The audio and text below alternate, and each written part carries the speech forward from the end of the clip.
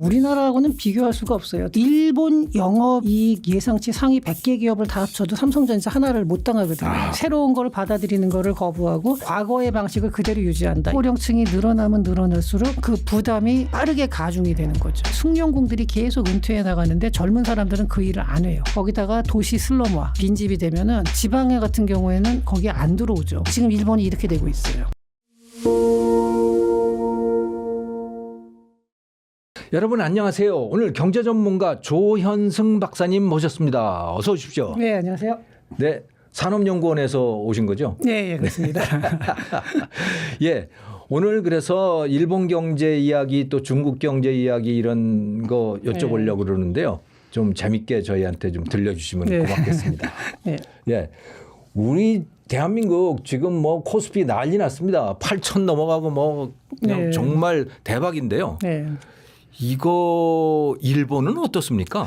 그러니까 일본도 물론 이제 주식 시장이 작년부터 좀 이렇게 활성화되기는 했습니다만 우리나라보다는 훨씬 못하죠. 그러니까 지금 제일 많이 오른 게 우리나라고 그 다음이 대만입니다. 아무래도 다 반도체네요. 네. 그리고 일본도 이제 그동안 주식 시장 부양을 많이 해서 작년부터 일본도 상당히 많이 올랐고요. 상대적으로 지금 중국이 가장 상승폭이 적은 편입니다. 근데 일본은 반도체 하면 소재, 부품, 장비 이쪽 분야죠? 아무래도 좀 그쪽이고요. 그건 그렇게 많이 안 올랐다. 그러니까 그쪽도 물론 오르긴 했는데 일본도 뭐 주가가 이렇게 상당히 많이 오른 편이긴 한데 그게 요새 보면 일본에서 통화량이 굉장히 많이 풀렸잖아요. 네, 그리고 돈 가치가 떨어져서 그렇죠. 주가가 오른 측면이 환율도 있군요. 그렇고, 그러니까 다카이치 총리가 상당히 확장적인 그 재정 정책을 하고 있어요. 그러다 보니까 당연히 주가도 많이 상승을 했는데 아무래도 한국이나 중국, 대만처럼 이렇게 직접적인 수혜는 좀 덜한 거죠. 반도체 사이클에서. 예. 근데 이 싱크탱크들 또 컨설팅 기업들에서 예측한 걸로 보면 삼성전자 그 예상 이익이 2027년 같으면 400조 원 된다. 뭐 어마어마한 규모이던데. 예. 일본은 어느 수준입니까? 일본은 지금 뭐 일본도 경기가 이렇게 아주 뭐 완전히 망했다 이렇게까지는 할 수는 없지만 우리나라하고는 비교할 수가 없어요. 특히 이제 지금 일본 영업이익 예상치 상위 100개 기업을 다 합쳐도 삼성전자 하나를 못 당하거든요. 지금. 그리고 도요다가 아마 제 기억으로는 한 40조 원 정도의 흑자를 낸 걸로 기억하고 있어요. 40조 원 조금 넘는 정도. 그러니까 삼성전자의 10분의 1 수준이죠. 근데 지금 이 상황이 이거는 일본이 부진하다 물론 이렇게 말할 수도 있겠지만 그것보다는 지금 우리나라 반도체 회사들이 너무나 압도적. 이런 일은 앞으로 제가 보기에는 쉽게 나타나게 다시 한번 재현되기가 어려운 사이클을 현재 겪고 있는 겁니다. 그렇군요. 네.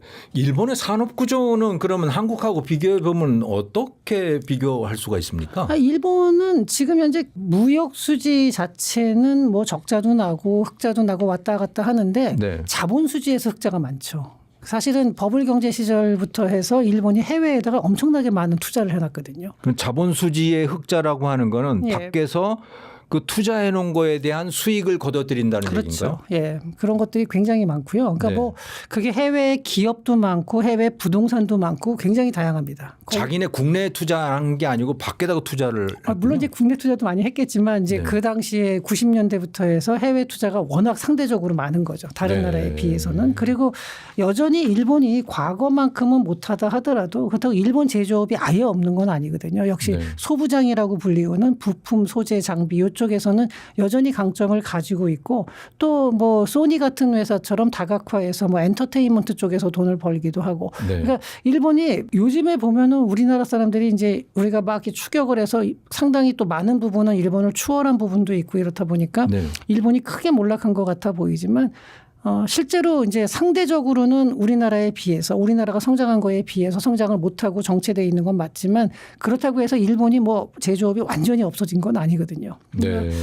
근데 어쨌든 우리나라나 대만에 비해서는 이렇게 나라를 확 끌고 갈 만한 종목은 잘 보이지 않는 거죠. 그런데 반도체 하면 일본이었던 것 같고 그렇죠. IT 하면 그것도 네. 일본이었던 것 같은데 소니도 그렇고 네. 말이죠. 다 어떻게 돼서 이렇게 다 뒤집어진 겁니까? 그게 저도 그런 질문들을 많이 받는데 이거는 어떤 하나의 원인으로 딱 찍어 말할 수는 없습니다만 제가 이렇게 쭉 그동안 봐본 게 일본뿐만이 아니라 그동안에 이렇게 국가들이 강성했던 국가들의 흥망성쇠를 비교하다 보면은 네. 하나의 공통된 패턴이 나와요. 그게 뭐냐면은 자기네가 치고 올라갈 때는 굉장히 활력이 있어요. 경제에. 네. 그리고 사람들도 열심히 일하고 이런 충만한 것들이 있는데 이것들이 가다가 어느 순간이 되면은 정체가 되고 그게 흔히 말하는 골든 에이지의 유산이라고 부르거든요. 일본도 거기에 걸린 건데 우리나라에서 일본 경제를 분석하는 분들 중에 가끔 이런 말을 하시는 분들이 있어요. 일본은 굉장히 보수적이다. 새로운 걸 받아들이는 거를 거부하고 과거의 방식을 그대로 유지한다. 일본의 기업 문화도 아주 보수적이다. 틀린 말은 아닙니다. 물론 네. 이게 맞는 말일 수도 있는데 그럼 일본이 항상 그래왔나? 아시아에서 근대화를 가장 먼저 한 나라는 일본입니다. 그러게 말이에요. 네, 그리고 2차 대전 이후에 서양식 기술을 얼마나 빠르게 받아들였는지 이것도 일본이 가장 빨랐습니다. 네. 그리고 독일이 가장 정밀공업에서 앞서 있을 때 전자제어 장치 같은 거를 먼저 탑재하면서 기계 산업에서도 독일을 추월하고 거기서 높은 성과를 낸 것도 일본이었죠. 그러니까 일본이 새로운 거를 받아들이는 게 항상 늦었던 건 아니에요. 근데 그게 언제 나타났냐면은 네. 90년대 넘어가면서부터입니다. 그때부터 우리나라한테 밀리기 시작했죠. 네. 그러니까 전자산업은 여전히 그래도 일본이 하이 퀄리티라고는 했죠. 그 당시에만 해도. 네. 하지만 서서히 조선, 철강, 뭐 석유화학 이런 식으로 뺏기면서 나중에는 반도체나 아니면은 가전 같은 경우도 결국은 우리나라하고 중국한테 밀려나게 되거든요. 네. 근데 그 과정에서 벌어진 게 아까 말한 그 골든 에이지의 유산인데 새로운 거를 받아들이지 않았어요. 반도체는 당연히 일본에서 먼저 했거든요. 네. 우리나라가 삼성전자에서 80년대에 D램 처음 만들 때도 다 일본 기술을 가져와서 역으로 리버스 엔지니어링을 한 거였거든요. 그런데 일본에서는 이제 그때 가서 그때가 어떤 일이 벌어지냐면은 일본이 뭐 미국을 앞서네 어쩌네 하면서 그러니까 상당히 많은 산업 부문에서 뭐 심지어는 군사 무기까지도 대량 생산은 안 했지만 네. 실험적인 그런 생산한 걸 보면은 정말 막 미국을 곧 앞지를 것처럼 막 그 포장을 하고 일본 사람들의 자신감이 충만했던 시기가 80년대에서 90년대 초반입니다.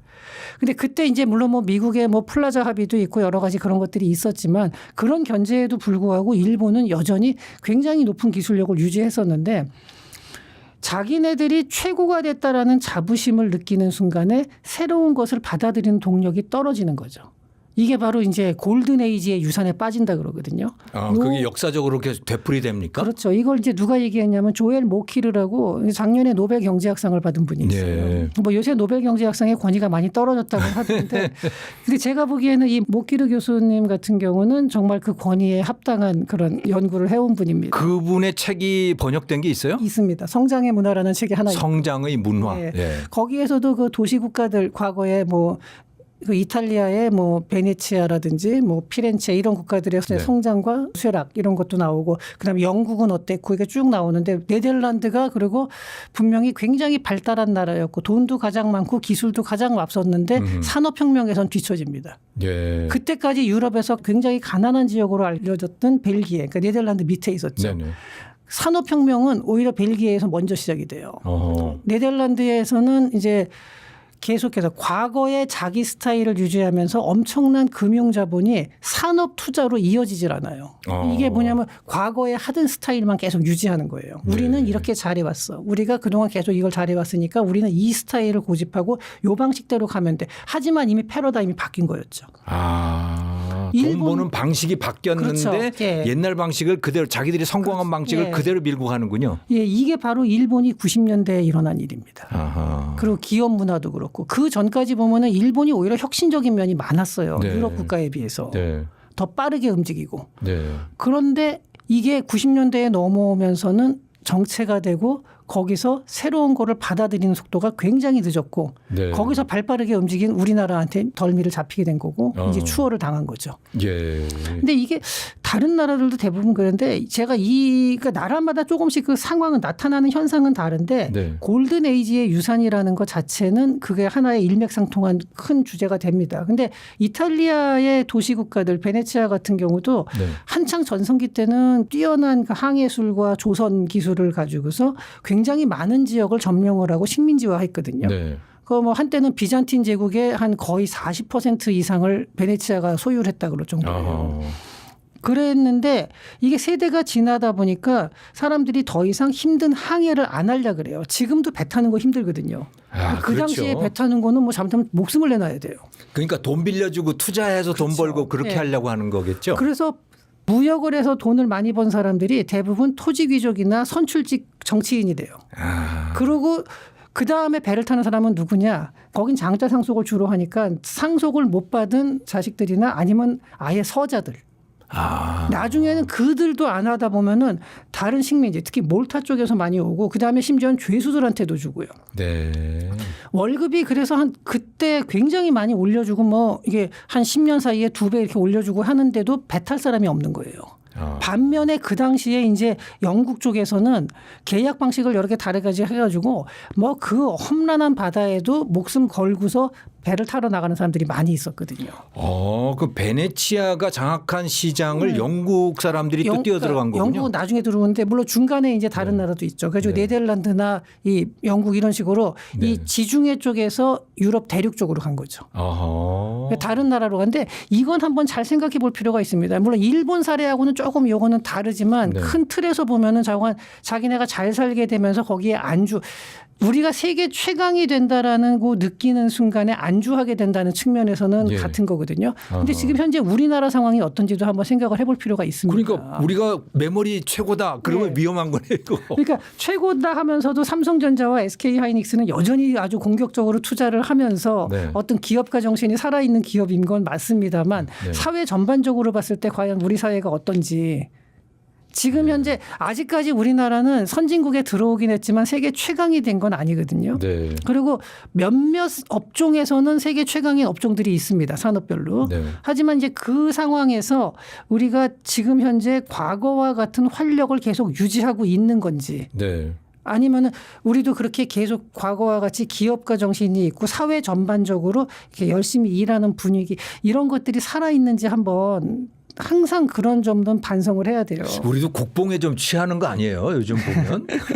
국뽕을 느끼는 것까지는 좋습니다. 하지만 그렇다 하더라도 활력을 잃으면 안 되는데 저는 요즘에 우리나라가 과연 어떨지는 조금 약간 우려스러운 면도 있는데 어쨌든 그나마 다행인 거는 그래도 아직까지는 기업들은 선전을 하고 있다는 점입니다. 그런데 이 상황을 계속 유지해 갈 수 있도록 여러 가지 면에서 이제 다 같이 이거는 뭐 한 기업 한둘의 노력이 아니라 모든 국민들이 다 같이 좀 노력을 해야 될 부분이라고 생각을 합니다. 그러니까 일본은 90년대 뭐 2000년대 초반 그 당시에 그 성공의 유산들 그걸 그냥 계속 가지고 왔다. 그렇죠. 물론 이제 이건 제가 굉장히 요 한쪽 면만 본 겁니다. 저는 경제학 전공이기 때문에 그런 경제적인 측면을 본 거고 그거 외에 뭐 사회 문화적 여러 가지 다양한 요소들이 있을 겁니다. 그래서 제가 이것만이다라고는 단정을 이제 절대 그렇게 드리는 건 아니고요. 제가 이러한 요소들이 상당히 작용을 했던 것만큼은 부인하기 어렵다는 거죠. 그래도 주식 증시가 제법 잘 나가고 그러는 거는 돈을 많이 풀었기 때문이다라고 하는 그런 취지의 말씀을 해 주셨어요. 전 세계적으로 주식 시장이 많이 올라갔어요. 작년부터. 그리고 이거는 이제 전 세계적으로 좀 뭐 금융 시장이 다 같이 올라가는 게 아무래도 이제 돈이 많이 풀린 거에다가 또 인플레이션 압박도 있고 이러다 보니까 더 금융 시장 쪽으로 돈이 가는 거죠. 그러니까 그거는 중앙은행이 기준금리를 낮춰서 돈을 풀어내고 하는 그런 걸 말씀을 하시는 거죠? 그렇죠. 그러면 일본 돈 가치가 문제가 되지 않을까요? 많이 되죠. 예. 네, 그 굉장히 일본 많이 되죠. 일본 엔화는 그래도 기축통화라고 했는데 준 기축통화긴 하죠. 예. 네. 근데 가치가 많이 떨어졌나 봐요. 요즘 상황이 어떻습니까? 요새 그래가지고 얼마 전에 이제 브루킹스에서 네. 그 엔화를 갖다가 터키의 리라보다도 못하다 뭐 이런 얘기까지 했는데 솔직히 이건 너무 과한 이거 말도 안 되죠. 어떻게 엔화가 리라보다 못합니까? 네, 근데 네. 그런 정도로 이거 엔화에 대해서 부정적인 평가를 했다는 거예요. 네. 지금 일본 엔화의 가치를 한번 보면요. 네. 2020년에서 21년 이때가 이제 팬데믹 시기죠. 네네. 네, 이 시기에 1달러당 100에서 110엔 정도였어요. 그러니까 네네. 상당히 비교적 안정적으로 박스권으로 갔었는데 이게 2022년에서 2026년 요 팬데믹 시기를 지난 다음에 이제 역대급 슈퍼 엔저가 나타납니다. 그러면서 현재는 160엔을 돌파했죠. 네. 이게 이제 30년 사이의 최저 수준인데 이렇게까지 평가 절하가 되고 근데 이 와중에도 일본 정부는 지금 뭐 긴축이라든지 이런 부분에서 계속 돈을 굉장히, 풀겠다는 입장인 거죠. 그렇죠. 예. 이 긴축에는 소극적이고 금리 인상을 할 것 같긴 하지만 과연 다른 나라하고 보조를 맞춰갈 수 있느냐 거기에 대해서도 약간은 지금 좀 회의적인 시각이 강합니다. 우리나라하고 비교를 하면 어떻습니까? 우리나라도 환율 굉장히 오르고 원화 가치가 굉장히 떨어지는 것 같은데. 그거는 이제 우리나라는 대내적인 요인과 대외적인 요인 두 가지가 있는데요. 그러니까 대외적이라는 건 전쟁 요거 빼고 얘기하겠습니다. 네. 일단은 전 세계에서 그 기관 투자자들이 해외에 투자할 때 각 나라별 비중을 그대로 둬요. 네. 그래서 한국에 예컨대 뭐 5%를 넣는다, 뭐 네. 7%를 넣는다 이렇게 있잖아요. 네네. 근데 이 가격이 확 뛰면은 그 올라간 만큼 그럼 5%에 있던 게 가격이 뛰니까 전체 자산에서 이게 한 8%가 되잖아요. 네. 그럼 나머지 3%를 팝니다. 어허. 그런 식으로 해서 나라마다 이게 비중을 맞춰요. 그런데 물론 이제 또 시간이 재평가하면서 5에서 그럼 한 5.5로 올릴까 뭐 이렇게 할 수 있어도 네. 지금 이제 외국인들이 주로 산 주식이 아무래도 반도체 주식, 삼성전자, SK 하이닉스거든요. 네. 그러니까 거기서 많이 판 거죠. 네. 그럼에도 불구하고 그들의 포트폴리오에서 한국의 비중은 그대로 유지가 돼요. 그러니까 이게 사실은 우리나라 환율에는 좀 부정적인 영향을 준 거죠. 아, 값이 네. 올라가니까 네.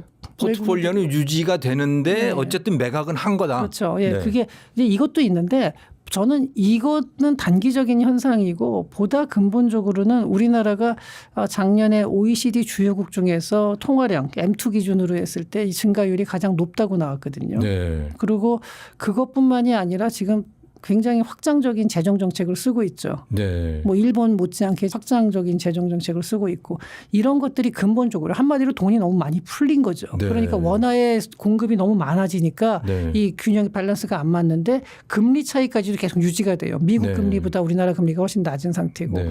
이러한 여러 가지가 복합적으로 작용하면서 우리나라도 지금 역대급 원저가 되는 상태죠. 그러니까 네. 일본하고 우리나라하고 어떤 부분에서 좀 그러한 환율이 계속 상승하는 그러니까 평가절하되는 예. 과정이 좀 비슷하게 가고 있습니다. 그렇군요. 근데 그 일본의 주식 투자자들의 입장에서 보면 네. 한국의 이 코스피가 굉장히 많이 올라가고 네. 그러니까 그들의 입장에서는 오히려 미국에다가 투자하는 것보다는 한국 주식을 사는 게 더 돈이 남을 수도 있겠어요. 그렇죠. 근데 일본이 이런 부분이 또 일본이 과거에 그 매뉴얼 문화 같은 게 작동을 하는데 네. 지금 이런 상황에서도 일본 기관 금융 투자자들은 굉장히 보수적이에요. 지금도. 네. 그래가지고 한국에 대한 비중이 그러니까 일본 기관들의 투자를 보면요. 네. 미국에 한 70에서 80% 정도를 투자하고요. 네. 그다음에 유럽에 투자하고 아시아권 투자는 10% 이내입니다. 아하. 그 아시아권 중에서도 중국 비중이 높고 한국은 굉장히 미미해요.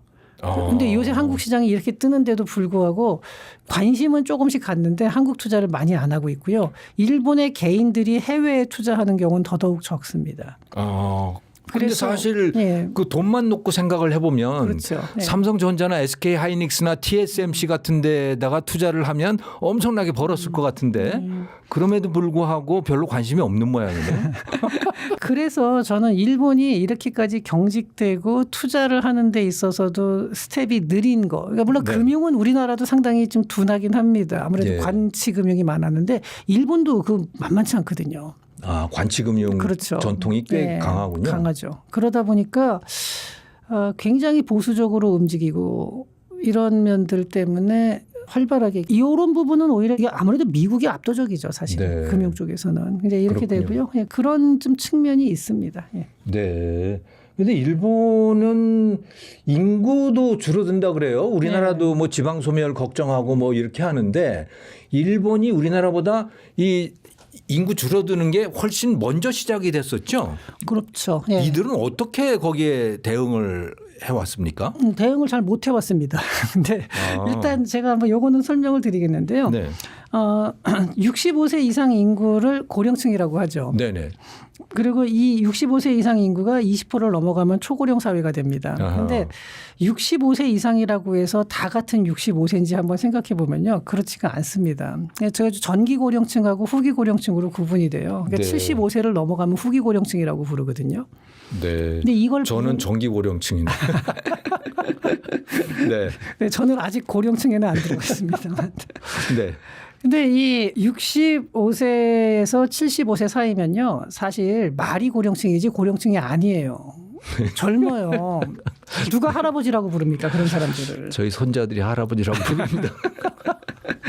그러니까 네. 겉모습도 그렇고 신체 나이도 그렇고 젊어요. 그리고 본격적으로 노인성 질환이 심해지면서 병원비, 의료비가 들어가는 거는 사실은 75, 요새는 뭐 거의 80세 가까이 돼서부터라고 봐야죠. 네. 그러니까 제가 어렸을 때 느끼던 65세하고 지금 65세는 이건 비교가 불가능합니다. 그때는 65세면 정말로 노인이었어요. 하지만 네. 지금 65세는 상당히 젊고 뭐 복장도 세련되고 이래요. 청바지 입고 다니고 이러잖아요. 네. 근데 일본하고 우리나라, 그러니까 후기 고령자의 비율을 보면요. 우리나라가 2024년 12월에 초고령 사회에 진입은 했지만 우리나라는 아직은 전기 고령층 비중이 절대적으로 높은 젊은 초고령 사회입니다. 아, 젊은 초고령 사회. 네. 일본은 늙은 초고령 그렇죠. 사회. 진짜 초고령 사회네. 네, 그러니까 이 젊은 초고령 사회라는 말은 없는 말이고 그냥 제가 만든 말인데요. 네. 자, 2025년도에 후기 고령자 비율을 보면요, 우리나라가 9%고 일본은 18%입니다. 네. 그리고 이 프랑스가 11.2%, 이탈리아가 13.3%, 일본이 압도적으로 높습니다. 아, 일본이 압도적이네요. 네. 그리고 이제 이게 근데 이렇게 돼 있는데요. 2042년이 되면요.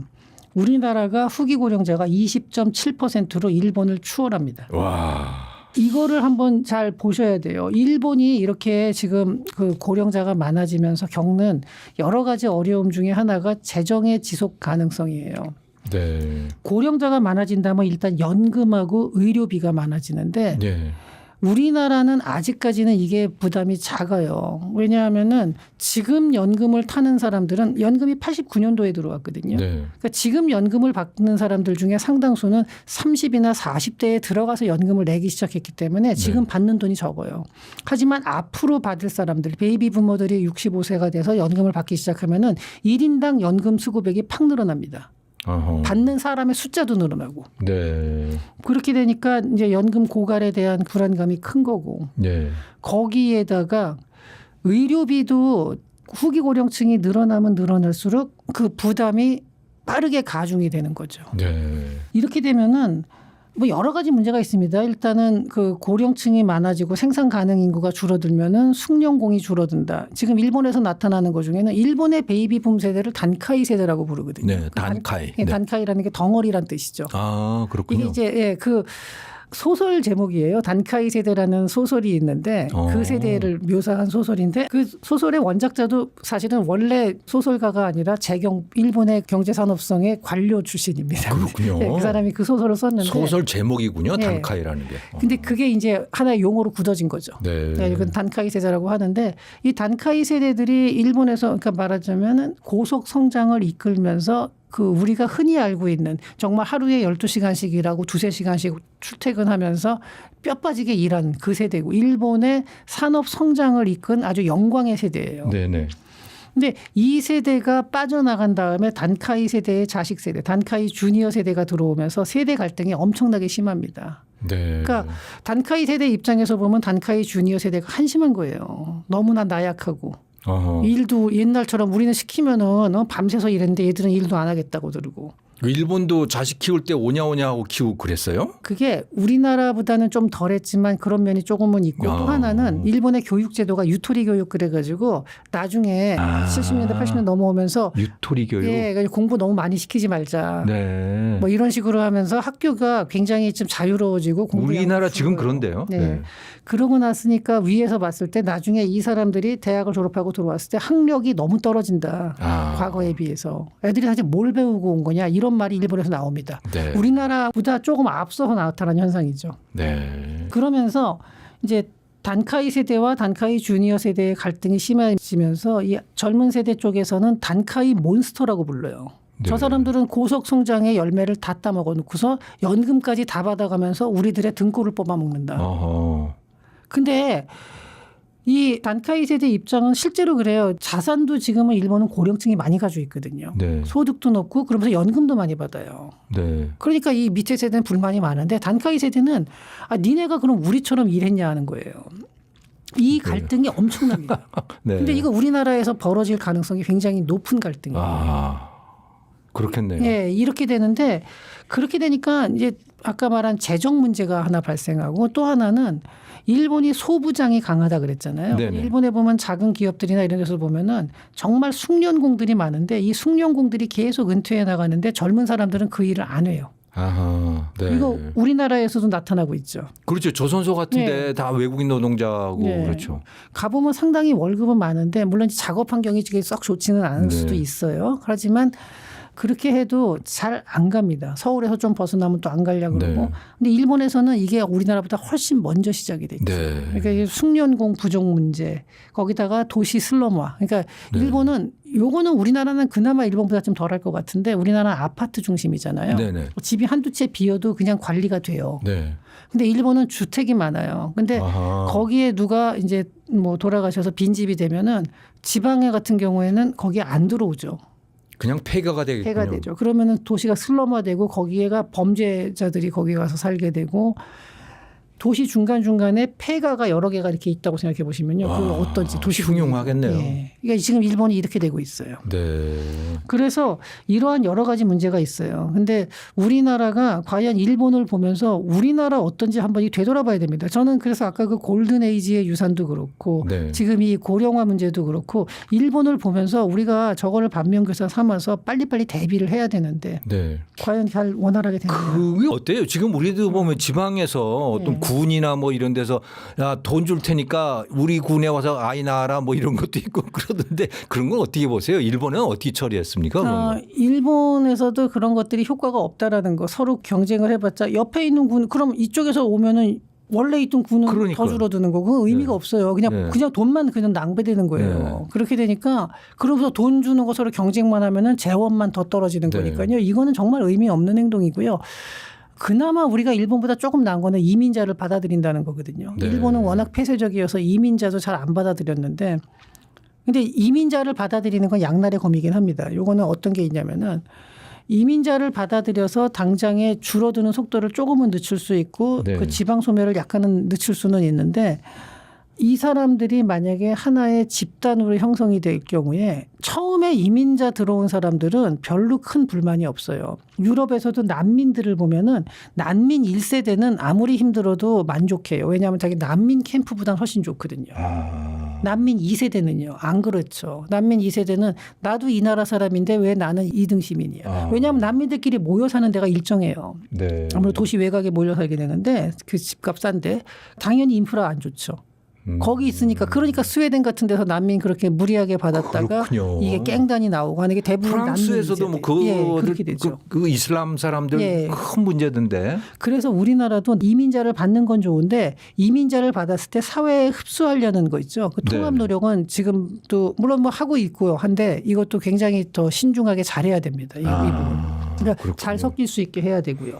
근데 이런 이제 어려운 문제들이 많이 이제 나타나고 있어요. 그래서 우리나라도 이제 일본의 대응, 일본에서는 그리고 어떻게 했냐면 지방을 그래서 일본은 이제 시정촌이잖아요. 네네. 지방 체제가. 근데 촌 단위는 지금 많이 통합을 하고 있습니다. 아하. 많이 했어요 이미.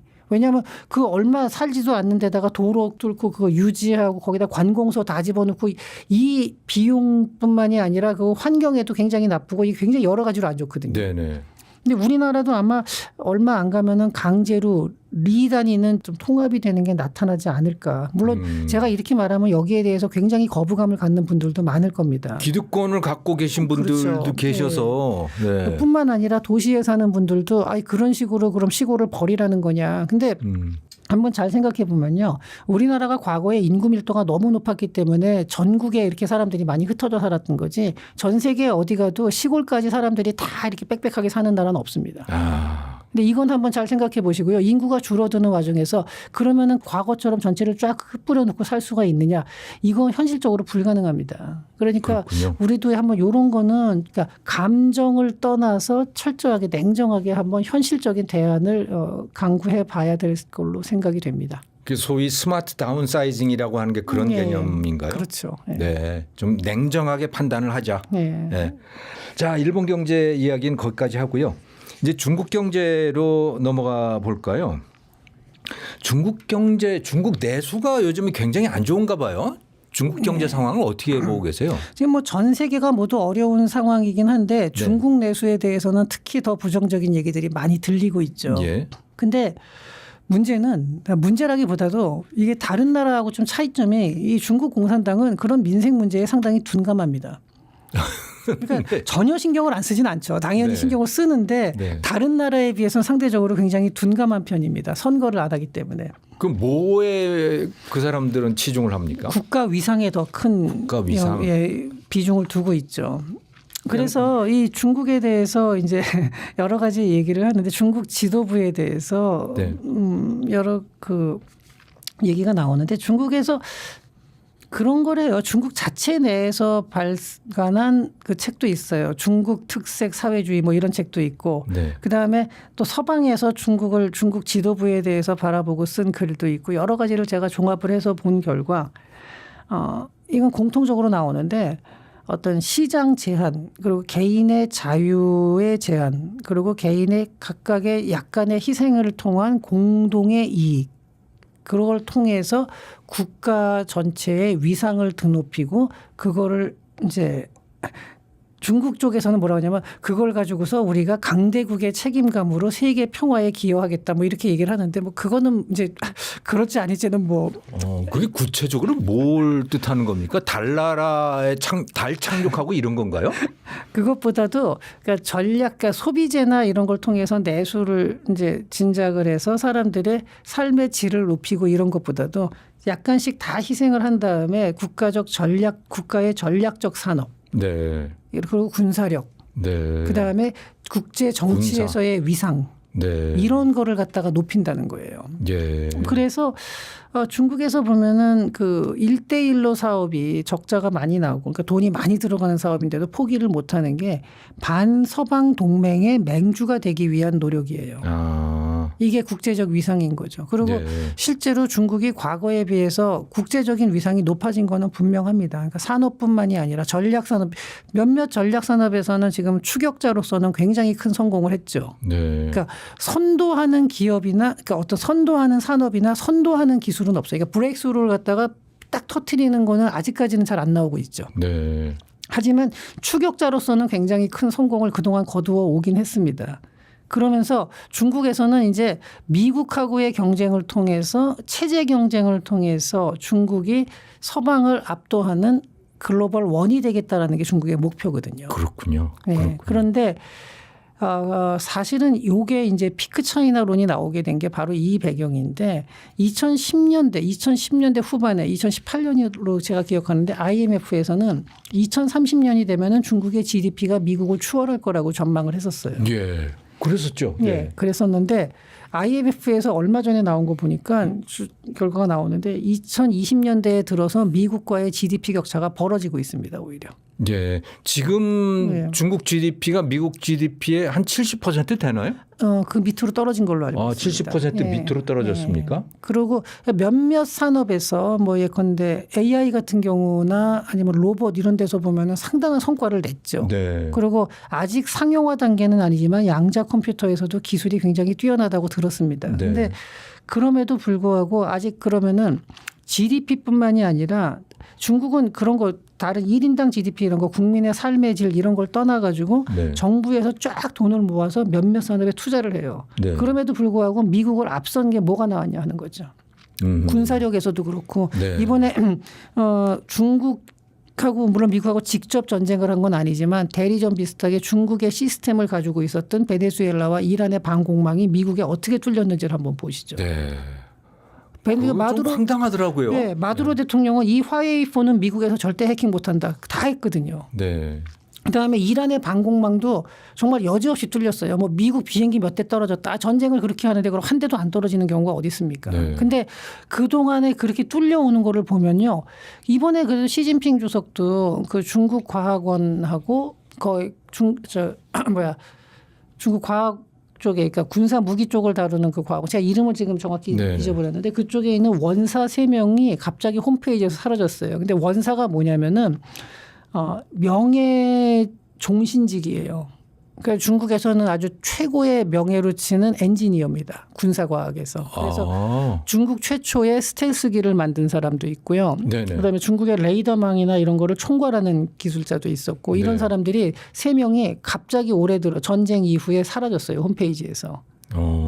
그 얘기는 뭐냐면 우리나라로 치면 기능장 뭐 그런 그렇죠. 분들이겠군요. 예. 네. 그런데 네. 그러니까 우리나라 뭐 국방과학연구원에서 뭐 최고로다가 이렇게 있는 원로급이 네, 네. 갑자기 홈페이지에서 사라진 건데 이 얘기는 현재의 시스템으로는 미국의 AI 시스템을 도저히 이길 수가 없다. 그러니까 새로운 시스템으로 바꾸겠다는 얘기거든요. 지금까지 하던 거 다 포기한다. 새로 시작한다. 뭐 다 포기는 아니겠지만 네. 저거 뭔가 좀 새로운 전환이 필요하다라는 거거든요. 네. 근데 이거는 그러면은 중국이 그동안 그렇게 돈을 쏟아부어서 로켓군을 육성을 하고 중국에서 뭐 첨단 산업을 갖다가 계속 육성을 해왔는데 네. 이 결과가 지금 현재 미국하고의 격차를 좁혔냐. 물론 이제 80년대랑 비교하면야 많이 좁힌 건 맞아요. 하지만 네. 최근 2010년대 후반에 들어와서 미국하고의 격차를 좁힌 건지 아닌지. 그러니까 국제적인 위상에서 중국의 큰 소리를 더 낼 수 있는 분위기는 조성이 됐습니다. 이번에 네. 미중 정상회담에서도 나타났듯이 약간은 중국이 고자세로 나오고 네. 뭐 이런 모습들도 보이긴 했습니다. 근데 네. 그렇다고 해서 중국이 크게 실익을 가지고서 미국을 그러니까 고개를 숙이게 한 거냐 하면 또 그건 아니에요. 그러니까 그렇게 볼 만한 실익을 얻은 건 아니에요. 상징적으로 중국의 위상이 높아졌다라는 걸 보여준 거는 있지만. 네. 근데 중국은 그런 거에 오히려 더 신경을 많이 쓰고 있고. 그렇군요. 예. 근데 지금 상황에서 과연 그리고 중국이 뭐 내수 경제가 굉장히 어렵다. 실제로 상당히 어렵죠. 네. 근데 그럼에도 불구하고 거기에 대해서는 사회가 뒤집어지지 않을 정도만 되면 된다라는 거예요. 중국은. 이런 부분들에 대해서는 다른 나라에 비해서 상당히 둔감합니다. 그래서 저는 중국이 당장 뭐 무너지고 이럴 가능성은 별로 없지만 과연 저런 체제 이러한 상태를 유지하면서 앞으로도 계속해서 미국과 체제 경쟁을 하면서 미국을 쫓아가는 게 가능하냐 했을 때 저는 약간 그건 어렵지 않을까. 그래서 예. 피크 차이나다라는 예. 이야기가 나오는 그렇죠. 거죠. 여기가 예. 최고다. 예. 그러니까 이제 떨어지는 것만 남았다. 예, 제가 이게 피크 차이나 얘기를 하면은 뭐 중국이 망한다고 하는데 왜 안 망하냐 이렇게 얘기하는데 저는 망한다고 얘기한 적 한 번도 없어요. 정말로. 네. 망한다는 게 아니라 중국이 체제 경쟁에서 과연 미국을 앞설 수 있는 모멘텀을 만들 수 있느냐. 저는 그거는 좀 회의적이라는 거죠. 예. 근데 중국 그 뉴스들을 보면 요즘에 해외 자산 단속을 한다. 네. 뭐 그런 뉴스들이 나와요. 중국 사람들이 밖에다가 돈을 많이 갖다가 놓는 모양이죠. 제가 중국 부자라면 당연히 해외로 반출하려고 노력할 것 같습니다. 네. 네, 그거는 뭐 사실 지금 중국의 시스템 하에서 네. 그 사유재산 보호가 아무래도 서방 국가들에 비해서는 좀 약하거든요. 네네. 그러다 보니까 당연히 그렇게 하고 중국에서는 더군다나 이런 그 자본 유출에 대한 우려 플러스 네. 이 부동산 관련 세입이 지난 이제 한 5년 동안 엄청나게 줄었어요. 네. 헝다 뭐 쭉 지나면서 부동산 관련 세입이 줄어들면서 세금도 좀 부족해요. 재정 적자가 심해지고. 그러니까 이 두 가지 때문에. 그렇군요. 네, 근데 진짜로 좀 대단한 게 뭐 세금을 역추적하겠다 그러면서 2018년 이후에 세금을 자산이라든지 이동 같은 걸 다 역추적을 하겠대요. 거의 10년 전 일인데. 와. 이렇게 되니까 참 보면서 물론 뭐 그 와중에도 어떻게 또 빼돌리는 사람은 있겠지만 잠깐 중국도 지금 자본 유출을 아주 철저하게 단속을 하고 있는 중입니다. 그거 그렇게 10년치까지 조사를 하면 또 거기 걸려서 쥐도새도 모르게 사라지는 사람도 상당히 많겠는데요. 또. 그렇죠. 뭐 세무조사를 아주 강도 높게 하겠다 그랬거든요. 2018 이제 거슬러 가서 그러면 은 뭐 재산 몰수당하는 사람 몰수까지는 아니더라도 잠깐 큰 피해를 보겠죠. 그러니까 이렇게 되잖아요. 그러니까 어떻게 하든지 더 유출하려는 인센티브가 더 생기는 거예요. 그렇군요. 네. 근데 중국에도 이제 그 한 자녀 낳기 때문에 네. 다들 그러니까 소황제처럼 네. 아주 떠받들면서 아이들을 길렀고 그 아이들을 다 대학까지 보냈고 네. 대학 졸업자 다 많고 그러는데 내수가 저러면 뭐 어떻게 그 사람들을 다 흡수를 합니까? 그러니까 지금 뭐 탕핑 뭐 이런 얘기도 나오고 하는데 네. 요새 보면은 중국에서 그래서 나름대로 아까 제가 다른 나라에 비해서 둔감하다 그랬지만 그래도 신경을 전혀 안 쓰고 왜냐하면 잘못하면 사회 폭동으로 갈 수도 만약에 그렇게 되면 큰일이기 때문에 네. 거기까지 막아야 돼요. 네. 그래서 중국 정부에서 2025년부터 반내권 정책을 추진 중이에요. 내권요. 예, 내권이라는 게 뭐냐면은 영어로 하면 인볼루션입니다. 이볼루션이 아니라 이볼루션은 이렇게 확장돼 나가는 거잖아요. 네. 인볼루션은 거꾸로 말려 들어가서 안에서 치고받고 하는 거예요. 성장을 안으로 못하고. 쪼그라들면서 네. 치고받고 하는 거. 그렇죠. 네.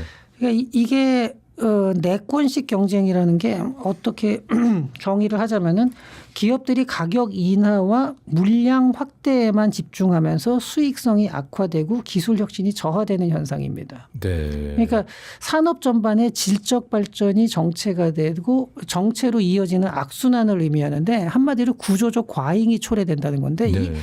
내권 경쟁이라는 게 사실은 그 중국 지방 정부의 시스템에서 발생을 한 거예요. 그러니까 지방 정부에서 지방 정부끼리의 경쟁을 해요. 네. 여기서 생산량이 늘고 그 각 지방 정부 간의 GDP가 높아야지 중앙 정부로부터 교부금도 더 받고 그 지방 정부에 있는 공무원들이 승진해서 중앙으로 갈 수 있는 요직으로 갈 수 있는 그런 그 기회가 생겨요. 네. 그러니까 어디서 하나 뭐가 좋다 그러면은 각 성에서 경쟁적으로 똑같은 걸 다 만듭니다. 지원을 해서 공장을 만들고 그리고 이게 운영이 되든 안 되든 상관없어요. 지방정부에서 주면서 생산량만 늘면 돼요. 그리고 자기 임기 동안에 와 우리 성의 GDP가 이만큼 올라갔다 그러면은 중앙으로 승진할 수 있는 기회가 생기는 거거든요. 이런 구조적인 문제가 있어요. 중국. 그러니까 중국은 지방 정부의 공무원 공직자들이 잘하면 중앙 정부로 가는군요. 네, 중앙 정부로 가는 경우도 있고 중앙 정부로 못 가더라도 잠깐 지방 정부 내에서 또 승진을 하는 기회. 그러니까 모든 공무원의 인센티브는 양적인 거 팽창이에요. 자기네 내에서. 그래서 이게 지방 정부 간의 GDP 경쟁과 이로 인한 과도한 보조금이죠. 네. 그러니까 좀비 기업이 어마어마합니다. 지금 중국의 좀비 기업이 잠깐만 제가 숫자를 가져왔는데 대략 한 지금 현재 중국 전체에서 30% 이상이 좀비 기업. 그러니까 이자도 못 갚고 있는 기업이라고 해요. 네. 그러니까 요거는 뭐 물론 이제 그 정확하게 조사한 거는 아니기 때문에 어느 정도인지는 모르겠지만 어쨌든 중국에서 상당히 많은 좀비 기업이 있을 거라는 거는 충분히 추론이 가능하죠. 네. 이렇다 보니까 기업이 계속 이제 그 아무리 좀 보조금을 받는다 하더라도 경쟁이 이렇게 치열하다 보면요. 가격 출혈 경쟁을 하게 되고 그 과정에서 인건비는 더 하락을 하게 되고 그러면서 서로 가격이 계속 떨어져요. 그래서 중국의 수출이 많이 늘었다 그러는데 그 수출 늘어난 것 중에 상당수는 이런 덤핑에 가까워요. 그렇군요. 네, 수출 가격 지수가 있거든요. 제가 이것도 한번 조사를 해봤는데 2025년에 상당히 그때가 이제 정상적으로 올라왔고요. 그 이후에 2023년부터 2026년까지 계속해서 하락합니다. 수출 가격이 계속 떨어져요? 네, 계속 떨어져요. 예. 그 얘기는 뭐냐면 근데 물량은 작년에 수출액이 최고치였어요. 그런데 값은 떨어졌다. 계속 떨어졌어요. 그럼 물량은 정말 어마어마하다는 그렇죠. 얘기네요. 이게 뭐냐면요. 대량 덤핑을 했다는 얘기죠. 그러니까 국내에서 안 팔리는 거 다 밖으로 쏟아낸다는 얘기네요. 그렇죠. 그러니까 이 과잉 생산인데 이 과잉 생산을 만들어내는 게 이 중국 정부의 지방 정부 시스템이라는 거고 이거를 지방 정부를 그렇다고 해서 완전히 개혁을 할 수 있느냐? 지금 그건 어렵죠. 네. 왜냐하면 그걸 다 뜯어붙이려면 지방 공무원들을 갖다가 다 대대적인 구조조정을 해야 되는데 그게 뭐 쉽지가 않죠. 지금 중국의 1인당 GDP가 한 15,000달러 됩니까? 2만 달러 안 됐죠? 안 된 걸로 알고 있습니다. 네. 그 3만 달러는 넘어갈 수 있을까요? 그래서 저는 그 지금 현재 나온 GDP 자체도 상당히 부풀려져 있다라고 보고요. 네. 네. 그다음에 그 앞으로 여기서 과연 물론 성장을 할 겁니다만 그 성장이라는 게 정상적인 우리가 알고 있는 성장은 아닐 가능성이 많고 이런 체제가 과연 어떻게 계속 유지가 될 수 있을지 이건 한번 저는 좀 의문스러운 면이 있는데 그럼에도 불구하고 중국이 그렇다고 아예 아무것도 없이 그냥 무조건 가격만 싸게 하느냐 그건 아니거든요. 네. 그래서 중국이 당장 무너지지는 않더라도 저는 상당히 중국도 여러 가지 그 어려움과 딜레마를 가지고 있다 이렇게 생각을 하고 있습니다. 그렇군요. 예.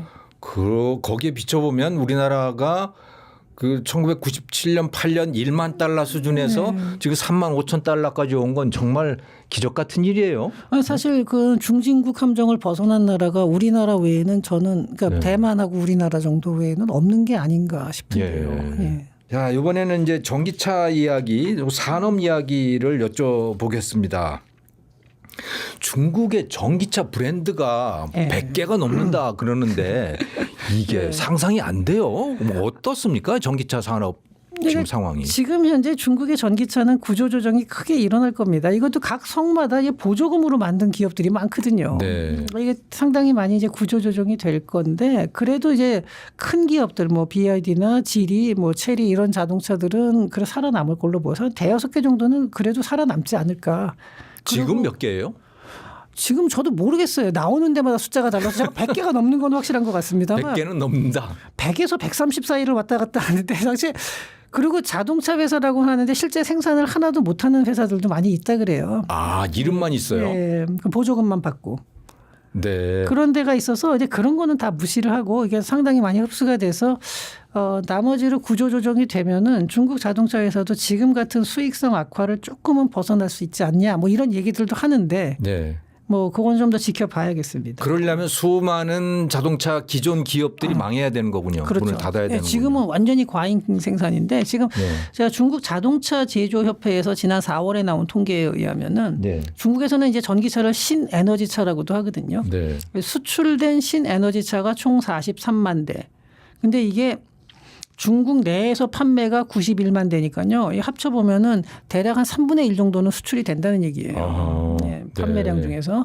그리고 이렇게 팔 수 있는 거는 가격 경쟁력이 가장 큽니다. 우리나라에서도 요새 BYD가 많이 팔렸다고 하는데 가장 큰 이유는 역시 가격이 싸다는 거죠. 예. 그리고 이제 유럽 시장에서도 지금 중국 전기차가 굉장히 시장 점유율이 높은데 이것도 역시 가격 경쟁력이 가장 중요한 요소입니다. 그럼 예를 들어서 지금 한국산 아이오닉 6인가요? 네. 그거하고 중국 비아디하고 비교하면 어느 정도일까요? 저도 정확한 가격은 모르겠는데 가격 차이가 상당히 많이 난다고 들었거든요. 그래서 저도 뭐 가격을 정확히는 모르겠습니다. 근데 이게 지금 유럽에서 중국 전기차에 대한 견제를 좀 시작을 했습니다. 네. 그래서 어떤 거를 했냐면 올해 초부터죠. 일단 중국 전기차에 대해서 그러니까 유럽에서 보조금을 받기 위해서는 영내에서 배터리를 제외한 부품의 70%를 생산을 해야 돼요. EU 내에서. EU 내에서. 네. 그다음에 배터리 같은 경우도 핵심적인 주요 부품, 배터리 셀이나 양극화 물질, 그다음에 BMS 같은 이런 핵심적인 물품에 대해서는 유럽 내에 생산을 해야 되고 단순히 중국에서 부품을 가져와서 조립하는 거는 인정하지 않습니다.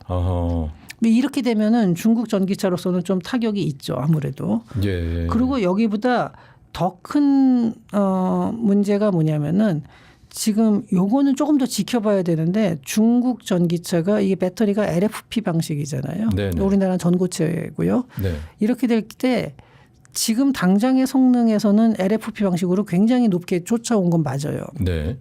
그런데 이게 수명이 짧다는 거예요. 3년에서 5년 정도 지난 다음에 과연 몇 퍼센트가 남냐 할 때 보면요. 중국 배터리가 이 떨어지는 속도가 굉장히 빠르다 그러죠. 어허. 그러면은 이제 중국 중국에서 본격적으로 전기차도 중고차 시장이 형성되기 시작하면은 네. 그래서 이게 물량이 많아지면은 신차 판매에도 영향을 주는 거죠. 3년 후에 중고차 네. 가격 그 배터리의 그렇죠. 에너지 밀도가 확 떨어져 있겠군요. 그렇죠. 예. 그래서 이게 앞으로 그러니까 3년에서 그러니까 지금까지는 아직 그 전기차라는 게 판매되기 시작한 게 얼마 안 됐고 네. 전기차의 중고차 시장은 지금 크지가 않습니다. 네. 근데 이게 커지고서 활발하게 거래가 되기 시작한다 그러면은 사람들이 그걸 보고서 야 신차를 살 때도 저 떨어지는 거를 다 감안해서 사잖아요. 네. 그러니까 그렇게 되면은 중국에서 전기차의 이제 인기가 좀 떨어지지 않겠냐 이러한 예측도 있긴 하고요. 지금은 소비자들이 확실하게 알지를 못하는 상황이군요. 그렇죠. 추측만 할 뿐이고 그다음에 또 중국 전기차에 대해서 그렇지 않다. 중국 배터리가 그렇게까지 특별히 더 나쁜 거 아니다라고 또 주장하는 사람들도 있기도 합니다. 네. 그래서 양쪽이 엇갈리는데 제가 만나본 바로는 전문가들 이렇게 쭉 만나보면은 중국 전기차가 수명이 좀 짧다라는 쪽이 더 우세했거든요. 더 그렇군요. 많았거든요. 그래서 저는 이제 이런 게 시간이 지나면서 중국 전기차도 한 번쯤 고비를 맞을 거다라고 보고는 있어요. 근데 그 고비를 뭐 제가 이건 단정해서 말을 못해요. 아직 일어난 일이 아니고 네. 불확실하고 전문가들도 의견이 좀 엇갈리고 있는데 네. 어쨌든 그 고비를 과연 중국이 어떻게 넘길 수 있는지 한번 이건 지켜봐야겠고요. 그다음에 우리나라 배터리 업계한테는 이 유럽의 이러한 견제가 약간은 호재가 되는 게 있어요. 왜냐하면은 네.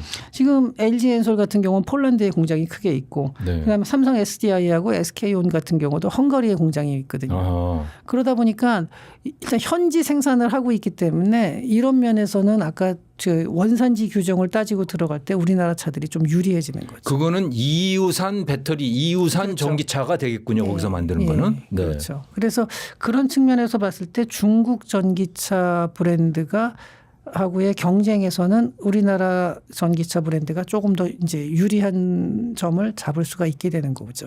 세계적으로 그 전기차 많이 만드는 나라들이 어느 나라? 지금은 중국이 1등이 됐습니다. 중국이 1등이고 예. 한국이 2등인가요? 지금 그렇죠. 예. 네. 그러니까 그게 좀 섞여 있는데 네. 왜냐하면은 예컨대 테슬라라 그래도 그게 중국에서 만들어지는 테슬라가 많고 막 이렇잖아요. 그러다 그렇죠. 보니까 그럼 테슬라 중국에서 만드는 테슬라는 중국산 전기차예요?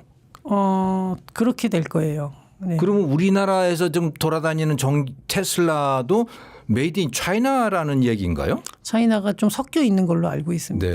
근데 저도 제가 자동차 자체에 대해서 요 배터리 쪽에 대해서는 좀 자세히 봤는데 전반적인 자동차 산업을 뭐 이렇게 다 다루는 건 아니어서 정확히는 예. 모르겠는데 지금은 전 세계가 다 중국 전기차 시장의 공격에 고전을 하고 있는 상황입니다. 근데 그런 상황에서 그래도 우리나라 차들이 좀 선전을 하고 있는 셈이죠. 네, 그렇군요. 근데 이 배터리 보면 거기에 들어가는 뭐 양극재, 음극재 뭐 이런 것들이 다 히토류 뭐 이런 거 네. 그러니까 평소에는 보지 못하던 그런 것들이 다 들어가 있는 것 같아요. 근데 그거를 대부분 중국에서 만든다면서요. 그런 히토류 광물질들을. 원료. 그렇죠. 예. 예. 그러게 아무래도 지금 현재 전체 히토류, 그러니까 특히 중히토류 쪽 같은 경우는 네. 정제품으로 봤을 때는 중국의 비중이 90%를 훨씬 넘습니다. 예. 그렇기 때문에 그 중국에서 이제 공급망을 확실하게 잡고 있는 거죠. 예. 그럼 중국이 너희 나라에 이거 공급 안 해주겠어. 수출 금지 해버리면 배터리 못 만드는 겁니까? 공장이 스탑되죠. 실제로 미국에서 작년에 그 일리노이에 있는 그 포드 공장이 한번 스탑이 된 적이 있죠. 아, 그랬습니까? 히토류 부족으로. 그래서 이게 지금 현재 중국의 가장 강력한 무기입니다, 사실. 예. 근데 각 나라마다 이제 강대국들은 다 상대하고 교역을 할 때 초크 포인트를 가지고 있는데 네. 중국의 가장 강력한 초크 포인트는 역시 히토류고요. 네. 근데 미국은 그럼 뭐가 있냐? 미국은 사실은 뭐 자기네 내수 시장이라는 무기도 있지만 네. 그보다 미국이 가지고 있는 역시 가장 강력한 초크 포인트는 저는 달러 결제 시스템이라고 보거든요. 아하, 돈. 네. 네. 그러니까 미국도 그 카드는 안 꺼내고 있죠. 섣불리 꺼냈다가 이거 진짜 싸움 나거든요. 아주 지금 대형 사고죠. 만약에 그러니까 중국한테는 안 쓰고 있다는 말씀인 거죠? 그렇죠. 아주 특수하게 전쟁을 일으키거나 이런 나라는 쓰죠. 러시아한테는 쓴 네, 거죠. 러시아하고 뭐 이란, 네. 뭐 북한 이렇게는 썼는데 네. 중국한테는 그 카드는 안 쓰고 있죠. 그러니까 만약에 중국하고 미국하고 금융결제망 스위프트망을 차단을 하고 미국에서 중국은 히토류 공급을 완전 차단한다. 이러면 정말 전 세계가 무너지는 겁니다. 이게 가장 큰 재앙인데. 멈춰 서겠네요, 그럼. 네, 이거는 서로 이것까지는 못하죠, 서로. 네. 진짜로 핵무기 쏘는 거랑 서로 비슷하죠. 핵 공격이군요, 네. 서로. 네, 이렇게 돼 있고 그렇기 때문에 중국도 함부로 그렇게 완전한 그러니까 부분적인 차단 제한 같은 거는 하긴 해도 네. 위협을 하죠, 히토류로. 하지만 네. 실제로 전면적인 공급 제한은 하진 않습니다. 예. 그런데 그 히토류라는 게 그렇게 대단한 거예요? 어떻게 그 중국이 다 만들게 된 거죠? 사실은 80년대까지만 해도 히토류 공급망은 미국이 가지고 있었죠. 한 60% 이상을 미국이 가지고 있었는데 히토류라는 게 그 란타넘계 그 원소인데 글자 그대로 히토류예요. 그러니까 흙에서 이게 하나로 뭉쳐지질 않아요. 그러면은 금으로다가 이렇게 뭉쳐져 있는 게 나오잖아요. 아, 네. 히토류는 이 16개의 원소가 다 섞여가지고 다 흩어져 있어요.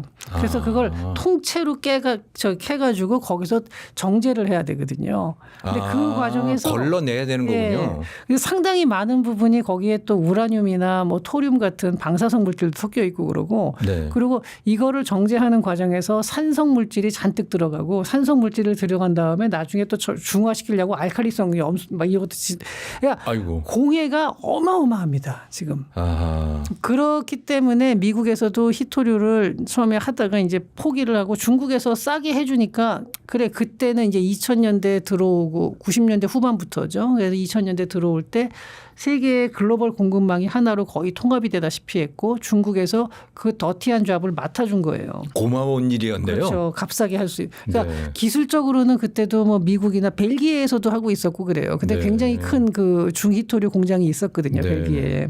근데 이런 데가 문을 닫았어요. 네. 그리고 이제 중국에서 다 해준 거니까 아이고 중국 고맙다. 그랬었는데 고마운 게 아니죠. 지금은. 그걸 무기로 만들어버린 거군요. 그렇죠. 지금. 이렇게까지 할 줄은 몰랐죠. 아, 근데 대체할 수 있어요? 다시 가져올 수 있습니까? 지금도 이제 하려면 할 수는 있는데 네. 여전히 그게 당장은 안 돼요. 이제 인력도 많이 빠져나가고 설비도 다시 해야 되고 또 광산도 네. 다시 캐야 되고 하는데 네. 미국에서는 뭐 히토류가 아니라 구리광산 하나 여는데도 한 9년 걸린다 그러거든요.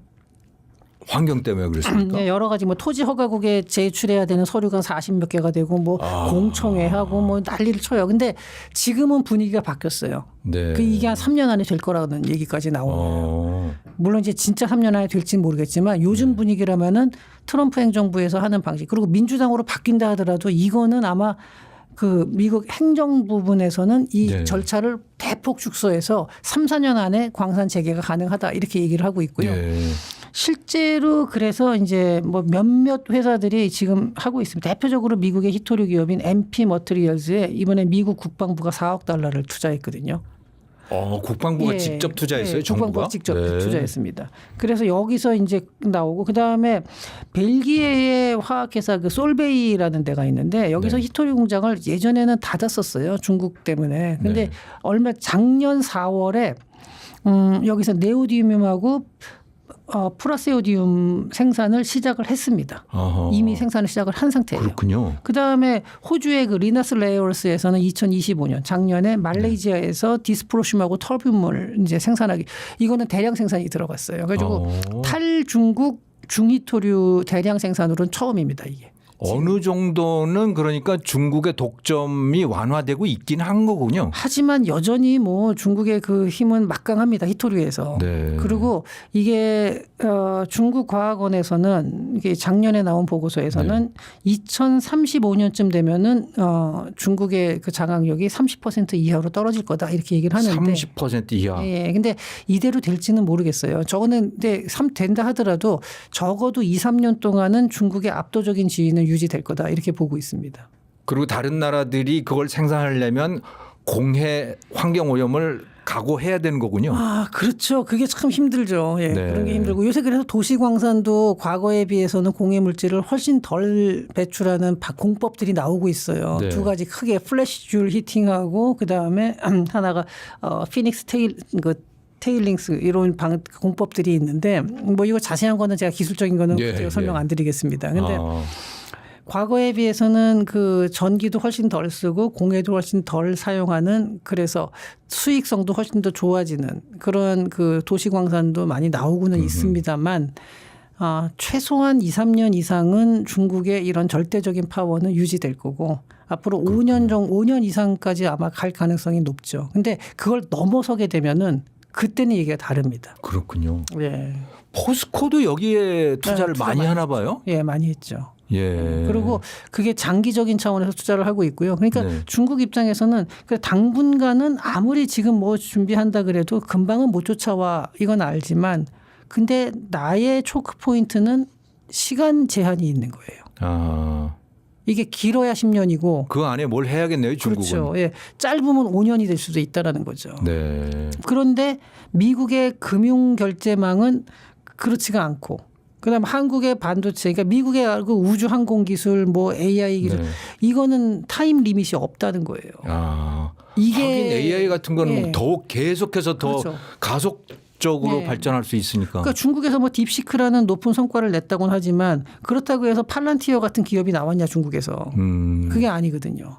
하지만 이번에 드러난 것처럼 국방력에 있어서는 격차가 더 벌어지고 그러니까 이 격차는 어쨌든 그러니까 한 나라가 크게 무너지지만 않는다면은 장기적으로 갈 수 있는 거지만 중국의 히토류 무기라는 거는 시간 제한이 있다라는 점이 지금 약간 중국에서는 그런 부분이 약간 그 고민거리인 거죠. 아, 그렇군요. 네, 알겠습니다. 오늘 일본 경제, 중국 경제 또 전기차, 히토류, 배터리 산업 이야기 오늘 조현승 박사님 초청해서 청해서 이야기 들었습니다. 예, 오늘 나와주셔서 감사합니다. 네, 감사합니다. 네, 다음에 또 모시고 네. 싶습니다. 네. 네, 여러분 시청해 주셔서 감사합니다. 또 네. 뵙겠습니다.